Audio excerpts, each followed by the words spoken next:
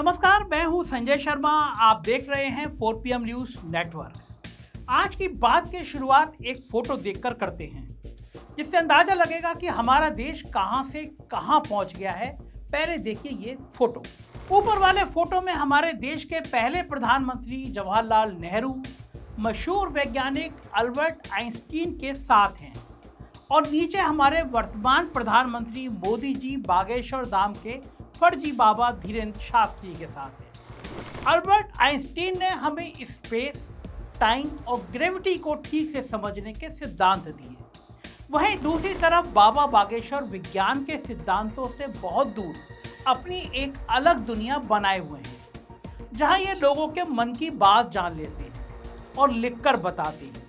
खास बात यह है कि कोई भी कभी भी इनके सामने नहीं जा सकता। किसके मन की बात बाबा बताएंगे, उसके लिए भी पर्ची निकलती है। संयोग देखिए, मोदी जी को अपने मन की बात बताने का शौक है और बाबा को दूसरों की मन की बात जानने का, इसलिए जोड़ी बढ़िया बनी हुई है।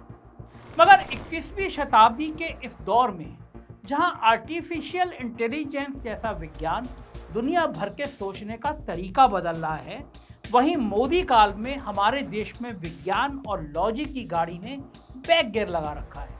हम पीछे जा रहे हैं। उदाहरण देखिए, कुछ पढ़े लिखे लोगों की मेहनत से महाराष्ट्र में काला जादू, अंधश्रद्धा और अंधविश्वास उन्मूलन कानून साल 2013 में आया। इसका मकसद सीधा साधा था, जो अंधविश्वास फैलाएगा उसको जेल हो सकती है। इसी कानून का हवाला देकर जनवरी 2023 में श्याम मानव नाम के एक सामाजिक कार्यकर्ता ने बाबा बागेश्वर की प्रसिद्धि के रथ को चुनौती दी।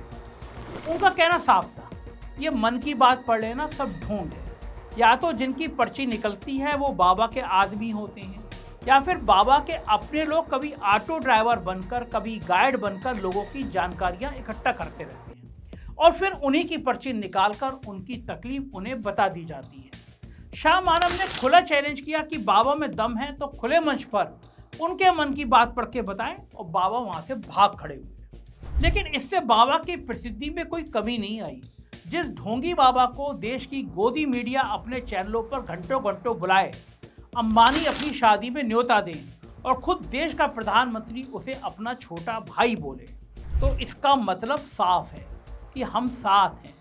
उसे अंधविश्वास फैलाने का खुला लाइसेंस है। विडंबना देखिए, अंधविश्वास की नींव पर अपना व्यापार जमाने वाला बाबा अब अस्पताल की नींव रख रहा है। शुरुआत में हमने जो मोदी की तस्वीर धीरेन्द्र शास्त्री के साथ देखी, वो बाबा बागेश्वर धाम मेडिकल इंस्टीट्यूट के शिलान्यास की।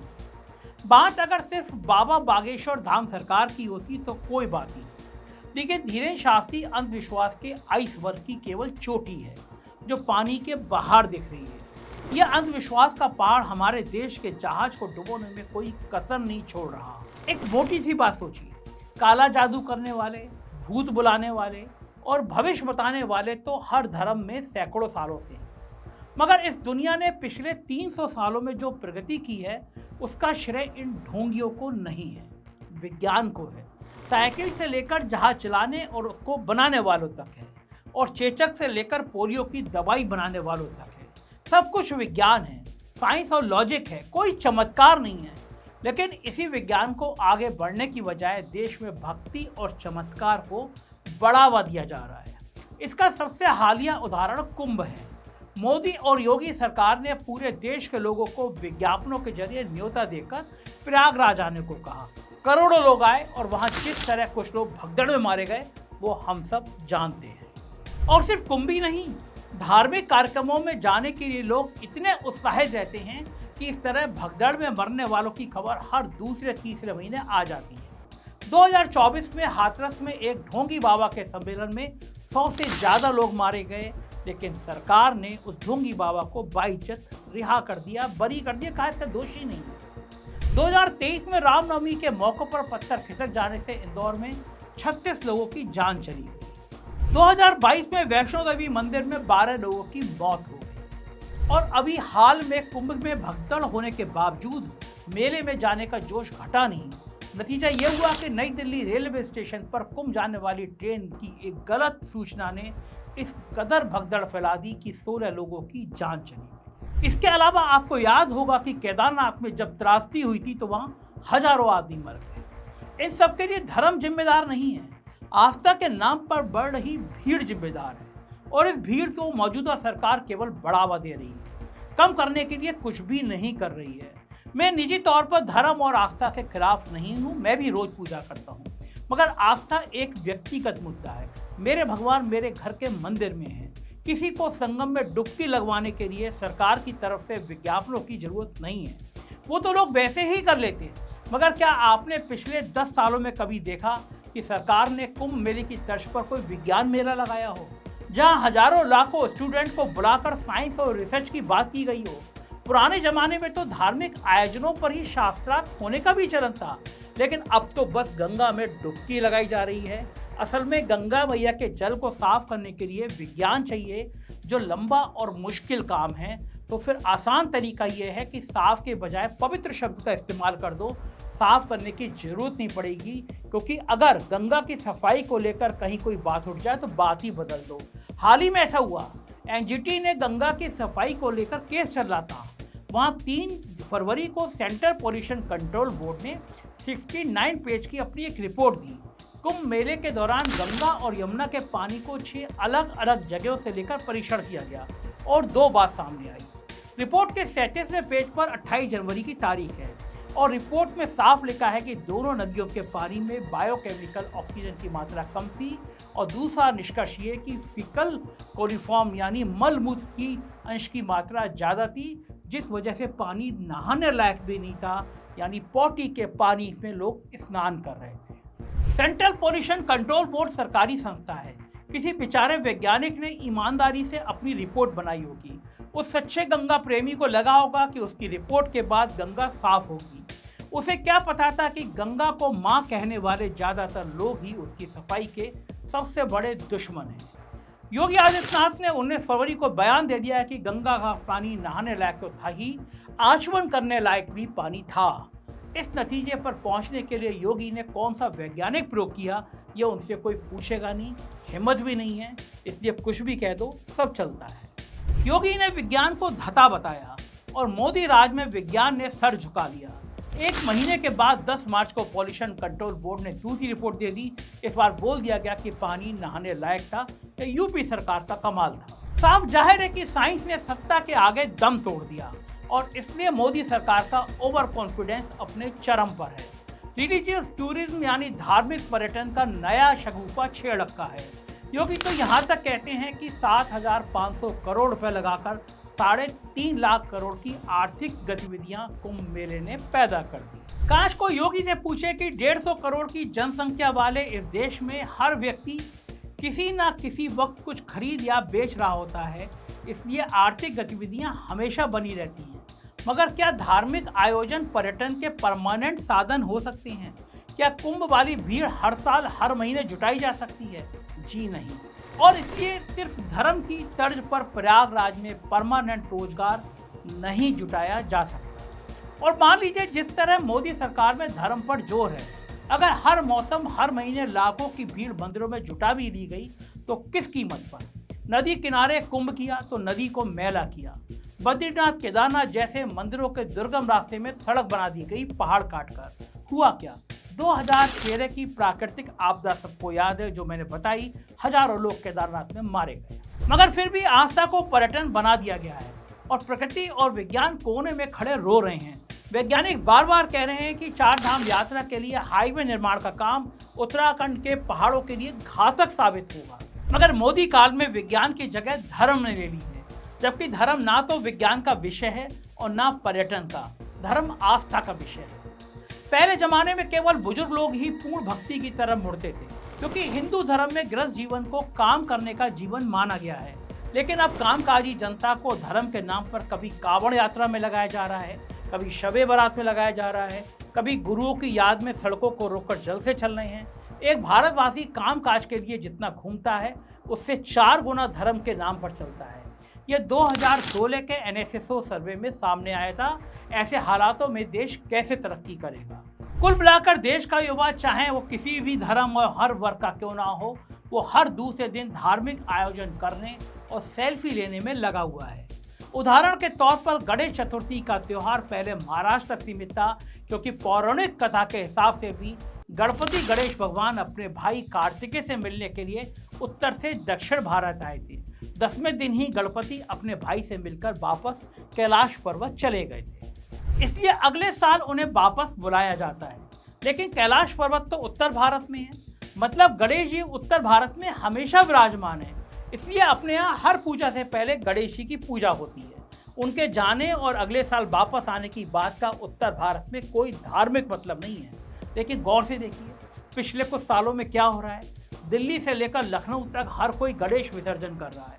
कुछ बड़े बड़े स्पीकर के साथ तेज आवाज में म्यूजिक बजाते हुए कभी गणेश विसर्जन हो रहा है, कभी सरस्वती विसर्जन हो रहा है, तो कभी दुर्गा विसर्जन हो रहा है, और ये सारी मूर्तियां नदियों में बहाई जा रही है।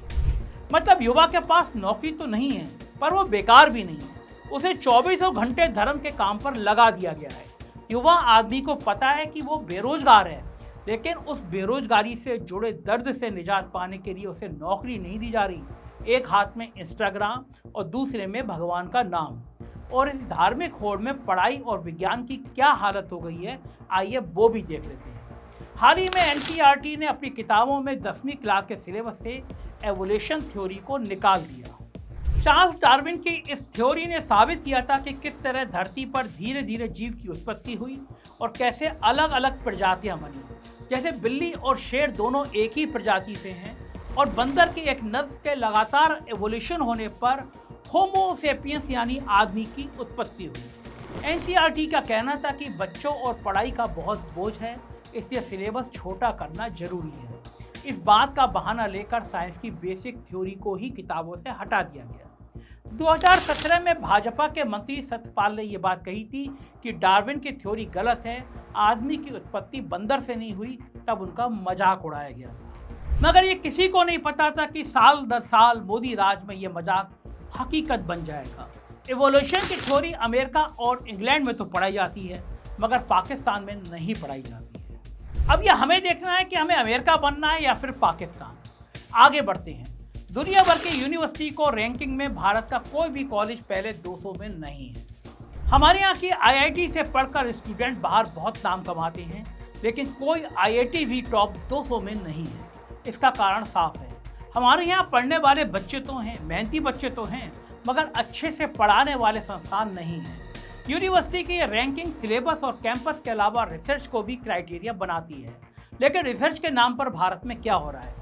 संगम की तीसरी नदी सरस्वती को खोजने की बात चल रही है। राम द्वारा लंका में जाने वाला पुल आज भी है या नहीं, इस पर बहस हो रही है, मगर रिसर्च पर पूरे जीडीपी का मात्र 0.65% खर्च किया जा रहा है, पूरा 1% भी नहीं। और इस 0.65% में भी ज़्यादातर पैसा डिफेंस, न्यूक्लियर और स्पेस रिसर्च पर लगाया जा रहा है। तो सोचिए, हमारे देश का वैज्ञानिक किसी बीमारी को मिटाने की वैक्सीन का आविष्कार कैसे करेगा, किसी नए विज्ञान के सिद्धांत की खोज कैसे करेगा। और अगर प्रतिशत से बाहर निकलकर सही मायनों में खर्च की बात करेंगे तो आप दंग रह जाएंगे। चीन अपनी जीडीपी का 2.4% रिसर्च पर लगाता है और हम 0.65%। लेकिन साथ ही चीन की इकोनॉमी लगभग $20 ट्रिलियन की है। वहीं कहने को हम 5वीं सबसे बड़ी अर्थव्यवस्था हैं, लेकिन $4 ट्रिलियन के साथ हम चीन से 5 गुना पीछे हैं। मतलब सिर्फ प्रतिशत का फर्क नहीं है। हम जहां रिसर्च पर $15 बिलियन लगाते हैं, वहीं चीन $496 बिलियन खर्च करता है, यानी हमसे 33 गुना ज़्यादा वो रिसर्च पर खर्च करता है। इसलिए वहाँ हवा से बातें करती हुई ट्रेन चल रही हैं, और हमारे प्रधानमंत्री हवा में बातें करते हैं कि पौराणिक काल में हमारे पास सर्जरी थी, इसलिए गणेश जी के धड़ पर हाथी का सर लगा दिया गया, और बुलेट ट्रेन का तो पता ही नहीं। अब हम प्लास्टिक सर्जरी को देखें। मुझे लगता है कि दुनिया में सबसे पहली प्लास्टिक सर्जरी शरीर मनुष्य का और माथा हाथी का, गणेश जी का निर्माण। एक बार को मान लेते हैं कि ऐसी कोई तकनीक हमारे पास थी, तो क्या आज का जीवन भर धार्मिक इतिहास का गुणगान करके जिया जा सकता है?